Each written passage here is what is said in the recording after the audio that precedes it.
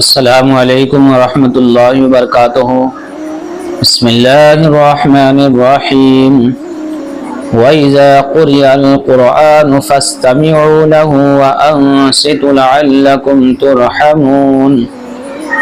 اور جب قرآن شریف پڑھا جائے تو اسے کان لگا کر خاموشی سے سنو، یہ امید کرتے ہوئے کہ تم پر رحم نازل ہو۔ معزز سامعین اکرام، یقیناً بے شک قرآن ہمارے لیے رحمت ہے، مغفرت ہے، نجات کا ذریعہ ہے، لیکن یہی قرآن جب پڑھا جائے تو ہم ادب کریں تو رب تعالی ہم سے خوش ہو، راضی ہو۔ اور جب ہم قرآن کریم کی تلاوت کو خاموشی سے سننے کے بجائے لعو لعب کھیل کود میں اس تلاوت کو گزارے تو یقیناً رب تعالی ہم سے ناراض ہوگا۔ اسی لیے دنیا میں آپ دیکھ رہے ہیں مسلمانوں کے حالات۔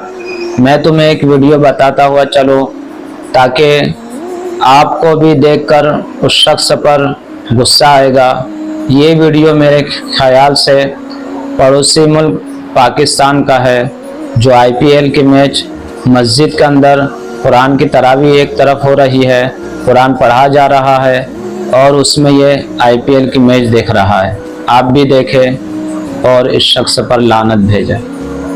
يوم تشقق الأرض عنهم سراعا ذلك حشر علينا يسير نحن أعلم بما يقولون وما أنت عليهم بجبار فذكر بالقرآن من يخاف وعيد۔